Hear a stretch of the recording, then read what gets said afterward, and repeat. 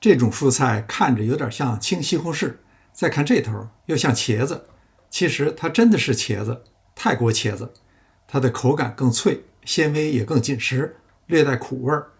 泰餐常用红咖喱或绿咖喱来做，我今天另辟蹊径，做一个肉末泰茄。切开以后，用适量的盐腌20分钟。盐放多少你心里要有数，千万别放太多。接下来准备适量的葱花、姜片、蒜片，要达到最佳效果，最好再来一把9层塔。猪肉馅儿最好也是肥一点的，加入少许酱油，再加一点炒菜油，这样肉馅容易入味儿，也容易炒散。小碗兑汁儿，半茶匙白糖，1茶匙米醋，1汤匙料酒，1汤匙鱼露，1汤匙酱油。如果腌茄子盐放太多，鱼露和酱油减半。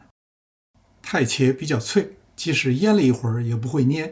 如果尝试攥水，基本没什么效果，一定要用清水反复清洗，防止过咸。冲洗干净，你可以尝一尝，这种泰茄是可以生吃的，腌过之后反而出现微甜的味道。泰茄并不像紫色茄子那么吸油，但是油多一点会更好吃。先把肉末煸香，把猪肉末炒散出油以后，下入姜片、葱段和蒜片，炒出香味以后，下入泰茄，借着锅里的底油充分煸炒一会儿，煸炒个3-4分钟。如果你去尝还是脆的，而且外皮有点硬，下入刚才兑好的料汁儿，倒入半碗水，中到小火慢炖5分钟。泰茄也像其他茄子一样，不容易炒软，也不容易入味儿，所以需要一点时间。当泰茄的颜色变成这样，说明味道已经进去了。撒上一把罗勒，颠炒几下就可以出锅了。